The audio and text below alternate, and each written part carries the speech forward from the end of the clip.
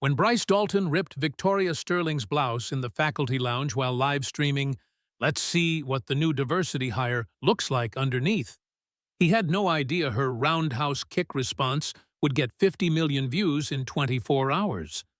What he also didn't know, Victoria Sterling wasn't really a teacher. We've all had that moment, walking into a room and feeling the tension, sensing something was wrong but not knowing what. Maybe it was a workplace where certain people seemed untouchable, or a school where complaints disappeared into thin air. If you've ever felt like you were surrounded by a system that protected the wrong people, Victoria's story will hit different, because sometimes the quiet ones are watching, documenting, waiting. Victoria Sterling's first day at Westridge High started with 3 red flags that would have sent any rational person running. Principal Margaret Morgan's nervous laugh when discussing problem students echoed through her pristine office like a warning bell. The faculty parking lot told its own story. Luxury cars clustered near the building's entrance, while economy vehicles huddled in the back corners like unwelcome guests. Most telling of all were the whispered warnings about the Dalton boy and his untouchable status that followed her through the marble hallways. At 28, Victoria carried herself with the quiet confidence of someone who'd earned every advantage through blood and determination. Her auburn hair was pulled back in a professional bun, her navy blazer crisp and conservative. To anyone watching, she looked like another idealistic teacher ready to make a difference in young lives. What none of them knew was that Victoria had spent 8 years mastering Taekwondo in Seoul, earning her 3rd-degree black belt before a mysterious career change brought her to suburban Connecticut. The background check showed an education degree from Yale, sterling references, and 0 red flags. What it didn't show was why someone with her qualifications would take a substitute position at a school with a 40% teacher turnover rate. What it couldn't reveal was the tiny recording device Victoria had activated the moment she walked into the building. Some habits from her previous life were hard to break. Westridge High served Connecticut's wealthiest zip code, where SAT prep cost more than most people's annual salary and college admissions were family investments spanning generations. The school's marble hallways gleamed under crystal chandeliers, its state-of-the-art facilities rivaling those of private universities. But beneath the polished surface lay a toxic culture that money had carefully cultivated and protected. Athletic stars operated with immunity that would make diplomats jealous. Social media harassment was disguised as harmless pranks that somehow never faced consequences. Teachers had learned the hard lesson that looking the other way was safer than looking for trouble. The school board cared more about donor satisfaction than student safety, creating an ecosystem where predators thrived and victims suffered in silence. The previous substitute had lasted exactly 3 days before Bryce's crew made her lifestyle choices public on TikTok. The one before that filed a harassment complaint that mysteriously disappeared when Dalton Construction Company donated a new gymnasium worth $2 million. The pattern was clear to anyone willing to see it, which was precisely why Victoria was there. Victoria's first period went smoothly. Too smoothly. She noticed the expensive phones positioned strategically around the classroom, the way conversation stopped when she entered the hallway, and most importantly, the small device Bryce kept checking under his desk. Whatever they were planning, it was coordinated. What they didn't plan for was that every word, every gesture, every breath was being recorded by equipment they'd never detect. Second period brought the first test. Victoria headed to the faculty restroom during break, but found her path blocked by 3 football players arranged in formation like linebackers protecting a quarterback. At the center stood Bryce Dalton, 6 feet 3 inches of artificially inflated confidence wrapped in designer clothes that cost more than most families' monthly mortgage payments. His blonde hair was styled with product worth more than minimum wage workers made in a day. His blue eyes held the cold calculation of someone who'd never faced real consequences for his actions. Behind him stood his crew, Jackson Brooks, stocky and aggressive with arms like tree trunks, and Tyler Morrison, thin and wiry with the nervous energy of someone always looking for trouble. Miss Sterling, right. Bryce's smile was pure predator, all teeth and malicious intent. Welcome to Westridge. Heard you went to Yale, Daddy's connections, or diversity quota. The question hung in the air like toxic smoke. Other students in the hallway slowed their pace, sensing drama. Phones appeared in hands with the automaticity of muscle memory. This wasn't spontaneous harassment. It was choreographed humiliation with a built-in audience. Victoria remained perfectly still, her training automatically cataloging exits, weapons, and witnesses. The emergency door was 20 feet away. The security camera had a conveniently blocked view. Bryce's hand kept drifting toward her personal space like a predator testing boundaries. "Excuse me," Victoria said calmly, her voice carrying just enough authority to cut through the hallway chatter. "Whoa! Whoa!" Bryce stepped closer, blocking her path with practiced precision. "Just being friendly. You seem tense. Maybe you need to relax." He reached out and touched her shoulder, light enough to seem accidental, persistent enough to send a message. The contact lasted exactly 3 seconds, long enough for every phone in the hallway to capture it on video. Victoria's 8 years of training kicked in with the automaticity of breathing. She recognized the pattern test boundaries, escalate gradually, claim innocence when called out. It was textbook predator behavior, and she'd been documenting it for weeks. "Please remove your hand," she said clearly, loud enough for their phones to pick up every word. Bryce's grip tightened, his fingers pressing into her shoulder with increasing pressure. "Or what, you'll report me to Principal Morgan. My dad just donated the new science wing. I think I'm good." The boys laughed like hyenas scenting blood. Jackson zoomed in with his camera. "This is going straight to the group chat," he announced with glee. Victoria smiled then, not the expression of an intimidated teacher, but something far more dangerous. "Actually, I was thinking something else." In one fluid movement, she grabbed Bryce's wrist, applied pressure to a specific nerve point, and guided him into the wall with surgical precision. To observers, it looked like he'd simply stumbled.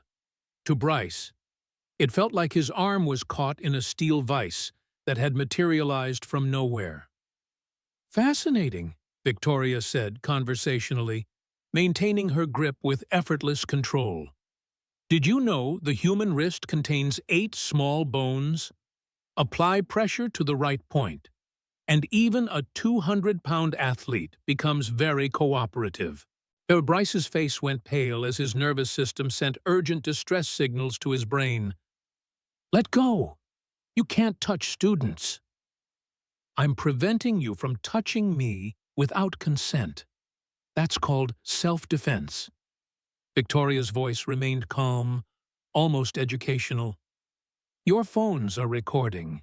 Right, perfect evidence that I used minimal force to stop unwanted contact."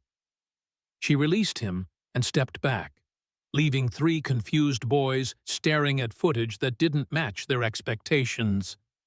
Bryce rubbed his wrist, his blue eyes flickering with something that might have been fear. The hallway had gone silent. Students who'd expected to see another teacher broken were instead witnessing something unprecedented. Someone who fought back with precision and legal authority. "This isn't over," Bryce muttered, trying to salvage some dignity from his public humiliation. "I know," Victoria replied quietly, already walking away. "But you might want to think carefully about what comes next." A lunch period arrived with the kind of electric tension that preceded major storms. Victoria settled in the faculty lounge with her carefully prepared materials, knowing that Bryce's wounded ego would demand escalation. She'd studied the pattern the previous substitute's humiliation had followed the exact same script she was about to witness. Jackson entered first, carrying a steaming cup of coffee with suspicious intent. Tyler followed with his phone already positioned for optimal streaming angles. Bryce came last, his expensive jacket unzipped to reveal the muscular frame that had intimidated countless teachers and students. Oops! Jackson's coffee splashed across Victoria's desk in an arc of brown liquid that destroyed papers and soaked into wood. "So sorry, Miss Sterling. Such a klutz."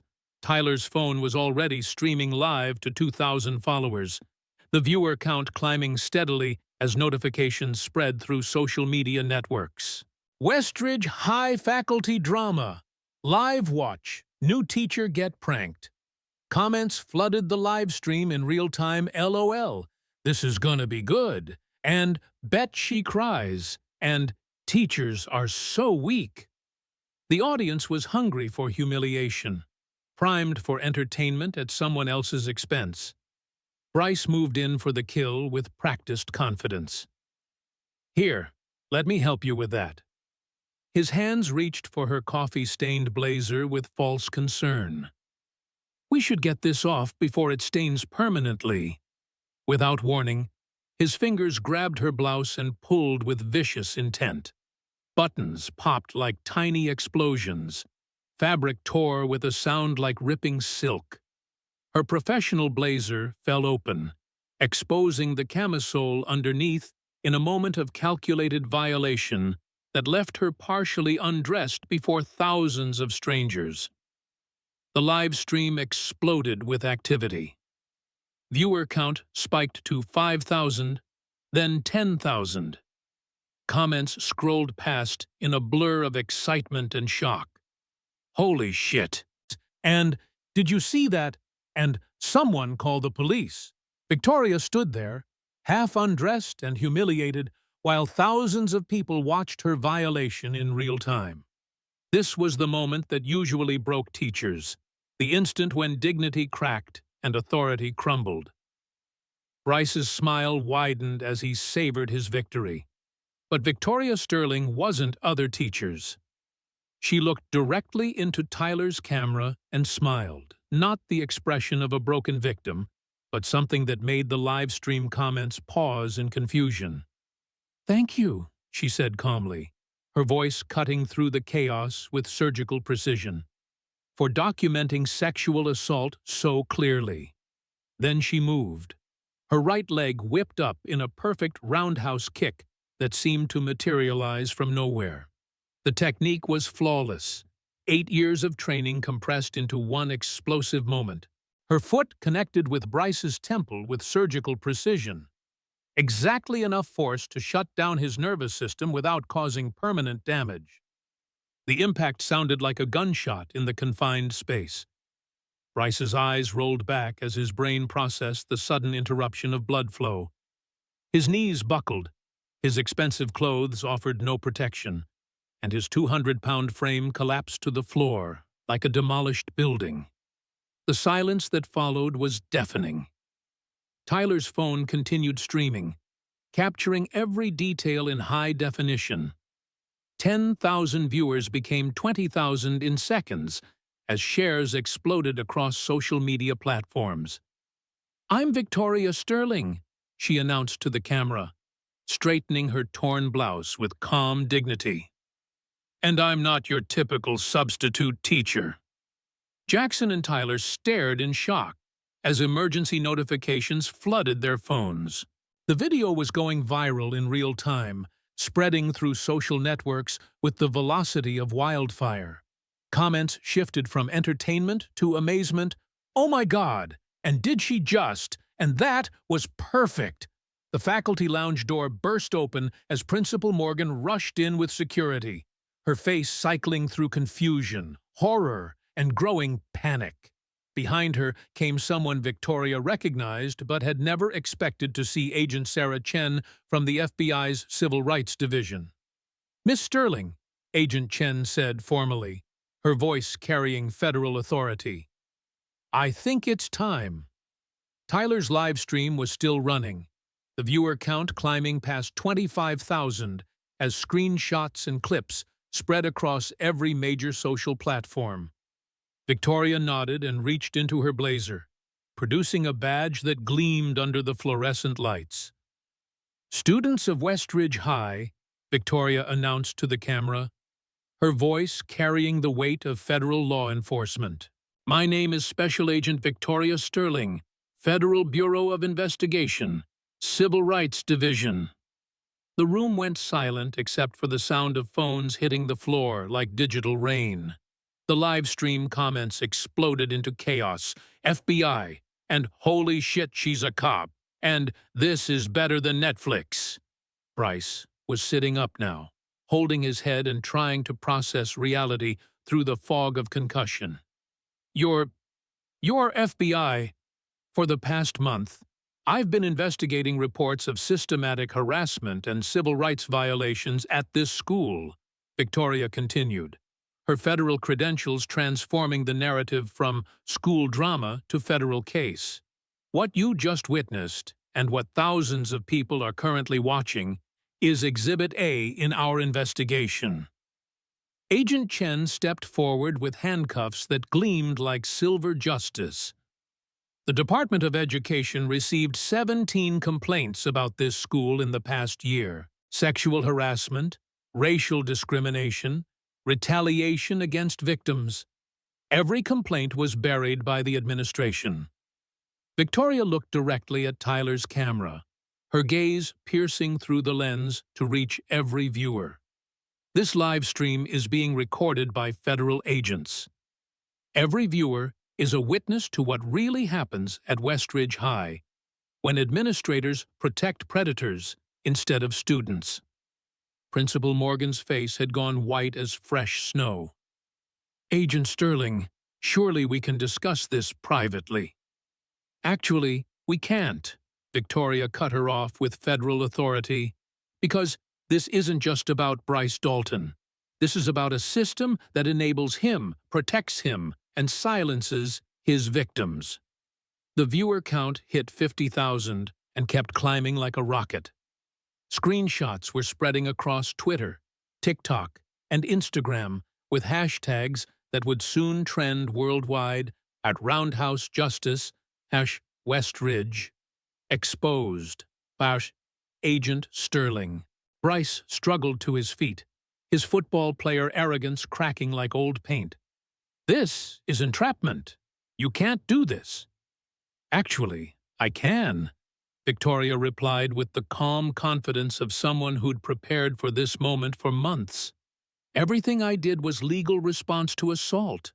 Everything you did was filmed and live-streamed by your own friends." She gestured to Tyler's phone, still streaming to an audience that had grown to 75,000 viewers and showed no signs of slowing. News outlets were already picking up the feed, preparing breaking news segments about the FBI agent whose roundhouse kick had exposed educational corruption. "To every student watching this," Victoria addressed the camera with the gravity of federal law enforcement, "harassment isn't normal. Assault isn't a prank, and silence isn't your only option." Agent Chen stepped forward with handcuffs that represented justice finally served. "Bryce Dalton, you're under arrest for sexual assault, assault and battery, and violation of federal civil rights laws." The handcuffs clicked shut with metallic finality as 100,000 viewers watched live. Tyler's hands shook as he held his phone, unsure whether to keep recording or run for his life. The live stream had become evidence in a federal case, transforming from entertainment into history. "Jackson Brooks, Tyler Morrison," Agent Chen continued with bureaucratic precision. "You are also under arrest as accessories to sexual assault and conspiracy to violate civil rights." "Wait," Jackson dropped his phone like it had caught fire. "We didn't know. We thought it was just a prank." Victoria's expression was carved from ice and determination. Filming someone being sexually assaulted and broadcasting it to thousands of people isn't a prank. It's a federal crime. More FBI agents entered the lounge with the precision of a military operation. The hallway filled with shocked students pressing against windows like spectators at history's most important moment. Teachers stood frozen, processing the revelation that their mysterious substitute was a federal agent. The livestream viewer count broke 150,000 as the story exploded across global social media. Hashtag Roundhouse Justice was trending in 12 countries. News stations were interrupting regular programming. The viral video that had started as harassment had become a worldwide symbol of justice. Victoria pulled out a thick file that contained months of investigation, documentation that would destroy careers and send people to prison. "We've been investigating for 6 months, Principal Morgan. You're going to want to call your lawyer." As federal agents led the handcuffed boys past cameras and into vehicles, Victoria's carefully planned revelation had triggered something far bigger than anyone had anticipated. The faculty lounge had become ground zero for a revolution in educational accountability. But this was only the beginning. Agent Sarah Chen approached Victoria with a knowing look, carrying files that contained evidence of corruption so deep it would shock the nation. "Agent Sterling," Chen said quietly, "are you ready for Phase 2? Victoria looked at the chaos around her, the streaming cameras, the arrested students, the administrators whose careers were ending in real time. Her roundhouse kick had lasted 3 seconds, but its impact would reverberate for years. The real investigation was about to begin. Agent Chen's files contained photographs that would make headlines for months. Financial records showing millions in embezzled funds. Email chains between administrators and board members discussing how to silence assault victims. Security footage of incidents that had been reported as accidents but were clearly deliberate attacks. Victoria opened the first folder, revealing documentation so damning it took her breath away. "Jesus Christ," she whispered, staring at correspondence between Principal Morgan and pharmaceutical companies. They were getting kickbacks for referring students for ADHD medication. The live stream was still running, now reaching 200,000 viewers as major news networks began picking up the feed. Tyler's hands trembled as he held his phone, watching his prank video transform into evidence of federal crimes. "Look at this!" Agent Chen pointed to medical records spread across the desk. 70% of scholarship students diagnosed with attention disorders compared to 8% of legacy students. They were keeping poor kids drugged and compliant while protecting rich kids' academic records. Comments flooded the live stream in real time. "This is insane," and "How deep does this go?" and "Every school needs an FBI agent." Victoria's federal credentials had transformed everything. What began as harassment documentation was now a window into systematic corruption that reached far beyond one suburban high school. The evidence painted a picture of institutional abuse that would shock the nation. "Agent Sterling?" a reporter's voice called through the window as news vans surrounded the building. "What made you go undercover as a teacher?" Victoria looked directly into Tyler's camera, her gaze penetrating the lens to reach every viewer in her growing audience. Because complaints weren't enough. Documentation wasn't enough. The system protected perpetrators and silenced victims. Sometimes you have to show people what justice looks like. She gestured toward the handcuffed students being loaded into federal vehicles. Today, thousands of people witnessed accountability in real time. Sexual assault has consequences. Harassment has consequences. Corruption has consequences. The chat exploded with support that scrolled past faster than human eyes could follow. Agent Sterling for president. And every school needs this. And Roundhouse kick heard round the world. Principal Morgan tried one desperate gambit, her voice cracking with panic. Agent Sterling, I'm sure we can resolve this internally. The school board has significant resources, like they resolved Ashley Martinez's complaint. Victoria interrupted, pulling out a photograph that made the live stream comments pause in horror. Or David Kim's harassment case, or the 15 other reports you buried with donation money. The photograph showed Ashley Martinez, bruised and crying after an assault that had been dismissed as teenagers being teenagers. The image hit the live stream like a sledgehammer, transforming entertainment into raw human tragedy.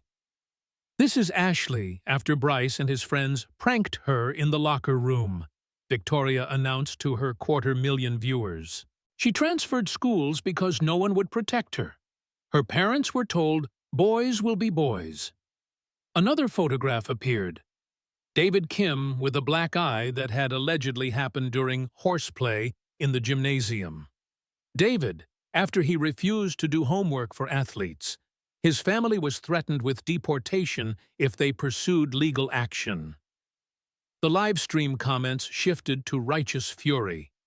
Oh my God, the receipts! And she's been investigating this whole time. And justice for Ashley! More FBI agents flooded the building with boxes of evidence and federal warrants.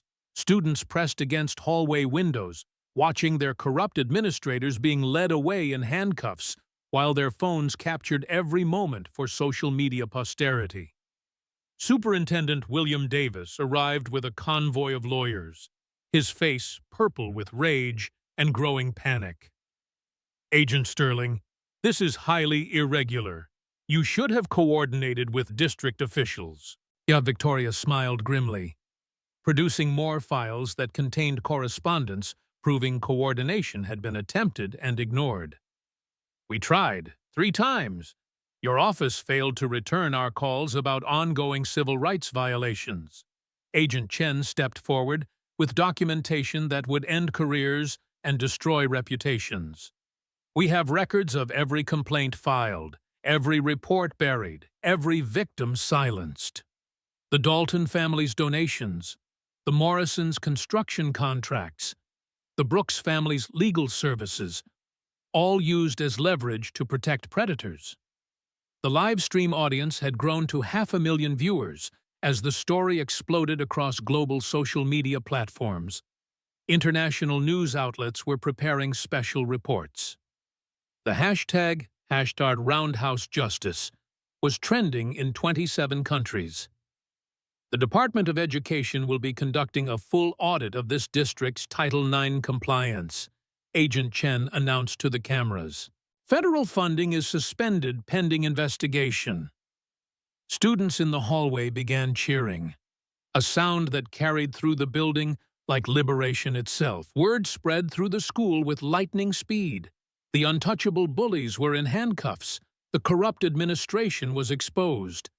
And it was all happening live for the world to witness. Victoria's phone buzzed with messages from FBI headquarters, congratulating her on the successful operation.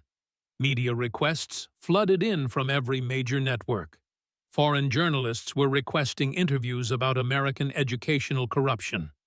But the most important message came from Ashley Martinez herself. Agent Sterling, I'm watching the live stream.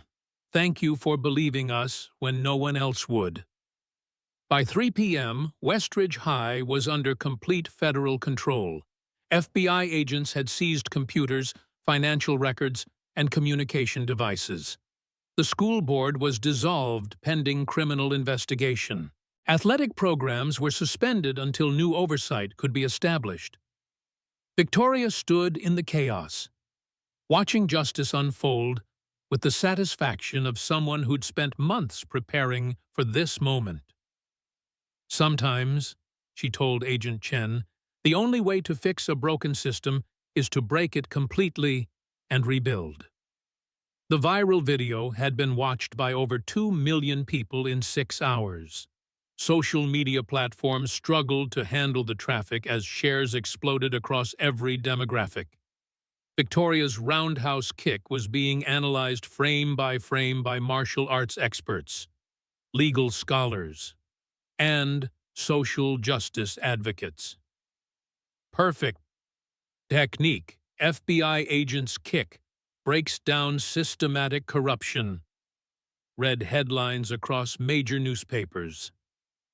The most satisfying 3 seconds in Internet history, declared entertainment websites.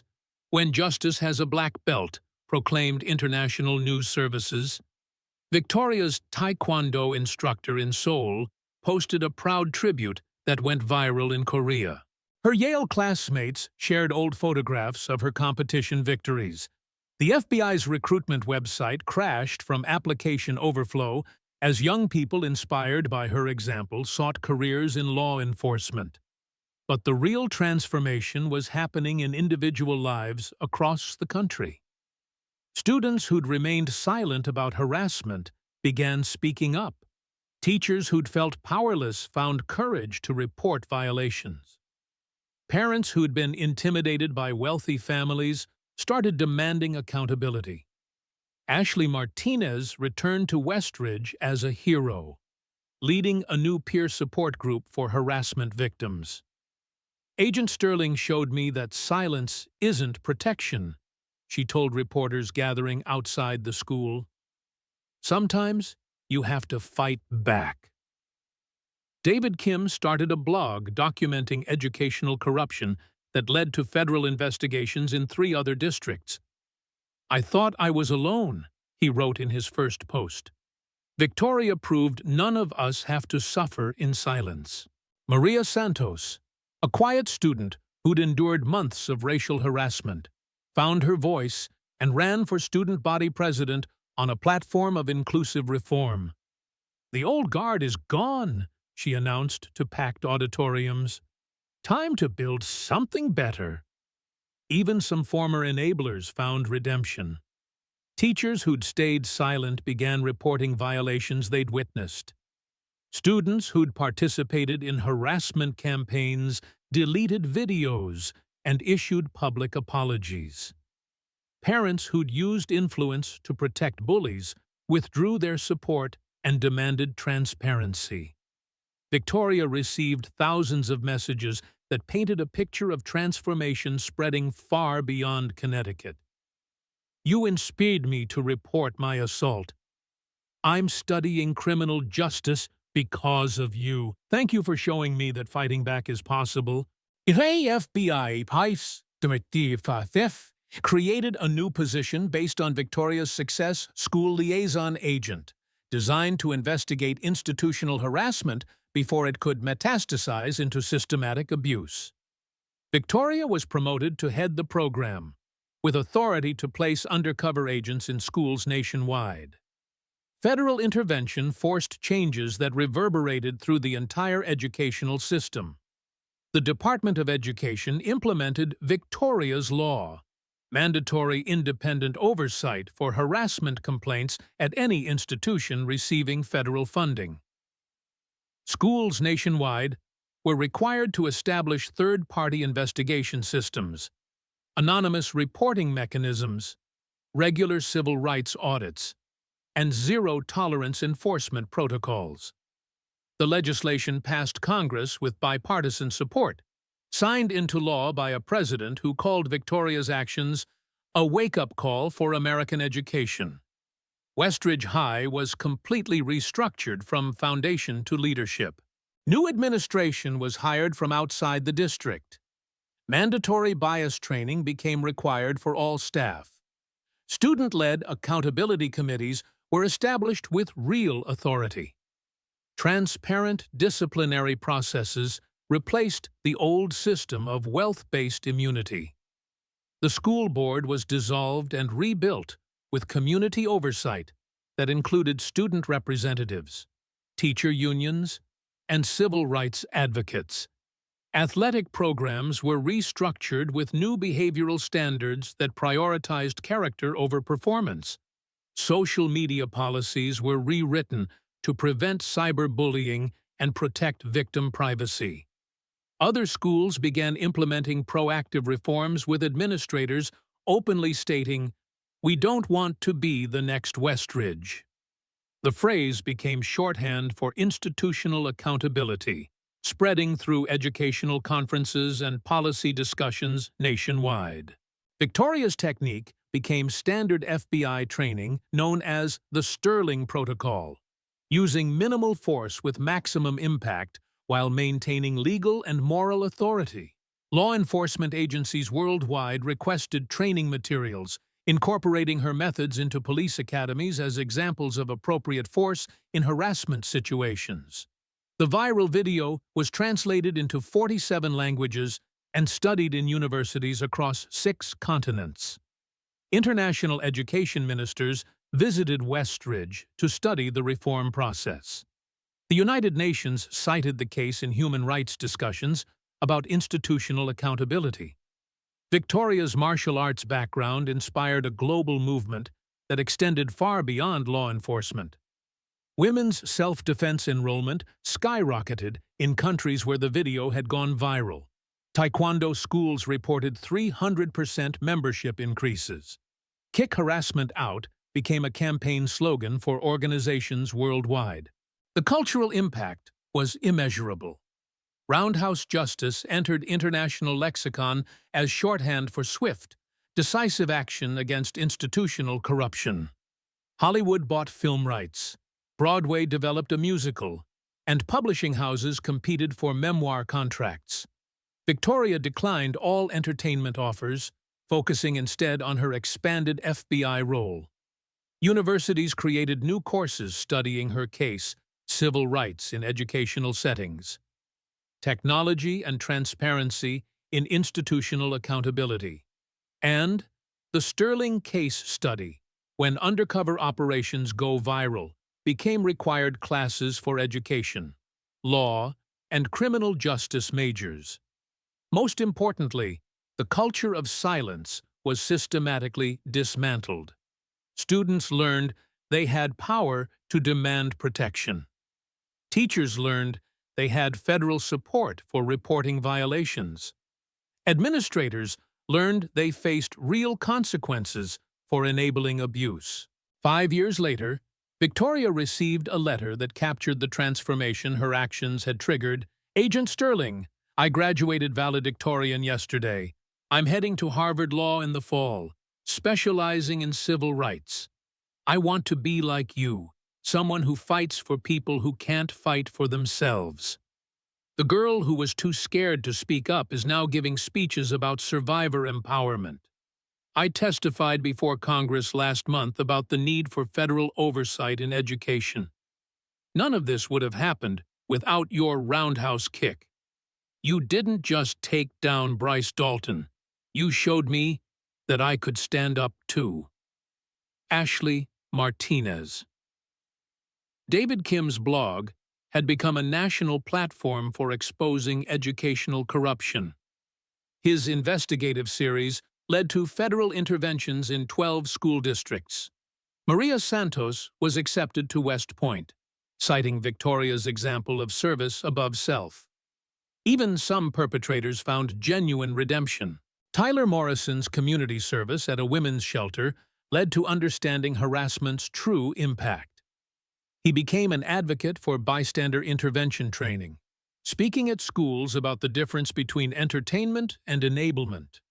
Victoria kept every letter, every thank you note, every story of transformation that arrived daily from around the world. Her office wall was covered with photographs from victims turned advocates, students turned leaders, and teachers turned champions of justice.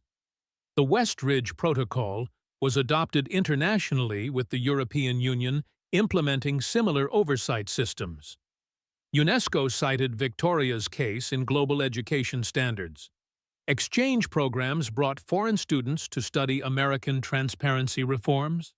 Corporate training programs adopted sterling protocols for workplace harassment, creating zero-tolerance policies with independent investigation mechanisms.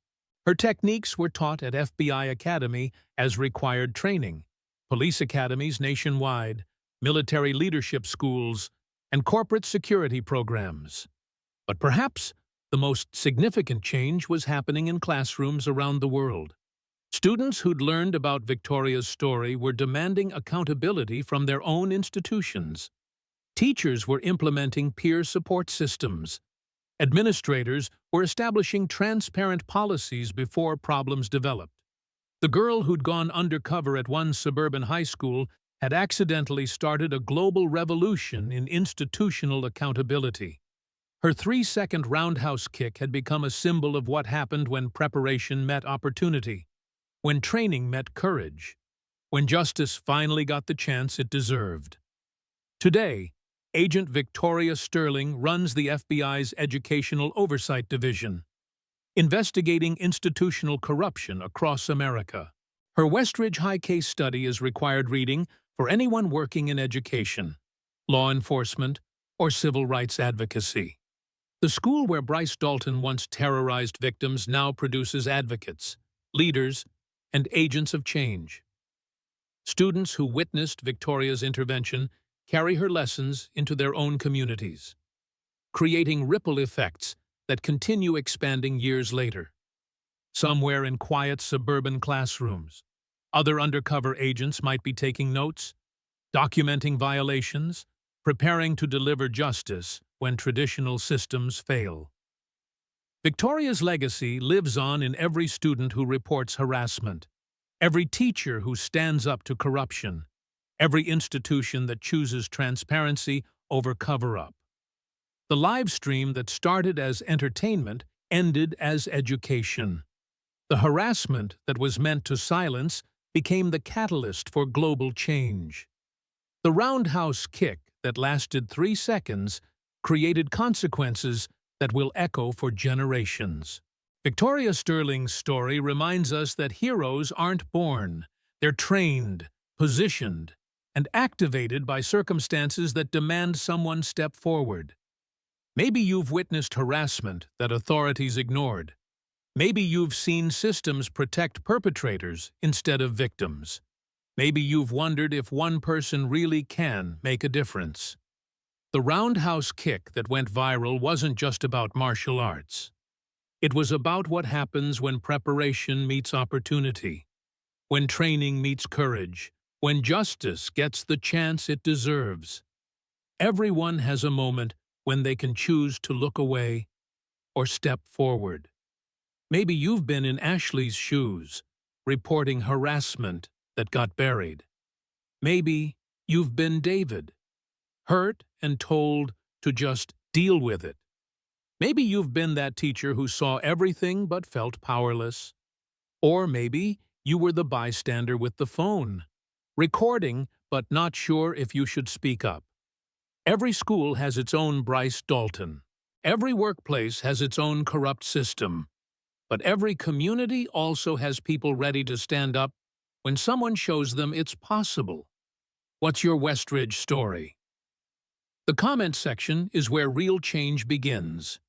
Victoria Sterling proved that accountability isn't optional. It's just one perfectly placed response away. Her legacy continues in every person willing to kick back against injustice, every voice raised against silence, every institution choosing transparency over corruption. Sometimes, all it takes is one person ready to stand up, speak out, and deliver justice with precision. The roundhouse kick heard, "Round the world changed everything." What will your moment of courage change? Agent Sterling's legacy lives on in every student who refuses to stay silent, every teacher who chooses protection over politics, every system that embraces accountability over cover-up. The revolution started with one kick, but it continues with every person willing to fight back. Because, sometimes, The most important battles aren't won in courtrooms or boardrooms. They're won in moments when ordinary people choose extraordinary courage. Victoria Sterling chose to step forward. The question isn't whether you have the power to make a difference. It's whether you'll choose to use it when the moment comes. The roundhouse kick that went viral proved that justice delayed isn't justice denied. It's justice waiting for the right person, at the right time, with the right training, to deliver it with perfect precision. The transformation extended beyond individual schools into the fabric of American society itself. Victoria's case became a landmark precedent cited in Supreme Court decisions about institutional liability. Legal scholars studied her methods in constitutional law courses, demonstrating how one agent's courage could reshape federal oversight of educational institutions. 3 years after Westridge, Congress established the National Educational Accountability Office with Victoria as its first director. The agency operated with unprecedented authority to investigate, prosecute, and reform educational institutions that violated civil rights. Her budget exceeded $50 million annually, supporting teams of undercover agents in schools across all 50 states. The ripple effects reached international shores as foreign governments invited Victoria to reform their educational systems. The United Kingdom implemented Sterling standards for investigating harassment in British schools. Japan created exchange programs bringing their educators to study American transparency protocols. Even authoritarian regimes found themselves pressured by citizens who'd seen Victoria's viral video and demanded similar accountability. Social media platforms developed new policies directly inspired by her case. The Westridge Rule required live-stream services to preserve evidence of criminal activity for law enforcement access. Technology companies created reporting mechanisms that connected directly to federal civil rights databases, ensuring complaints could never again disappear into administrative black holes. Victoria's annual speaking fees exceeded 6 figures, but she donated everything to a foundation supporting harassment victims. The Sterling Foundation provided legal aid, counseling services, and educational scholarships to students whose complaints had been systematically ignored. Within 5 years, the foundation had helped over 10,000 victims seek justice. Her autobiography, The Roundhouse Revolution, became an international bestseller translated into 38 languages. Universities assigned it in courses ranging from criminal justice to organizational psychology. High schools added it to required reading lists, using Victoria's story to teach students about civil rights, federal law enforcement, and the power of individual courage to create systematic change.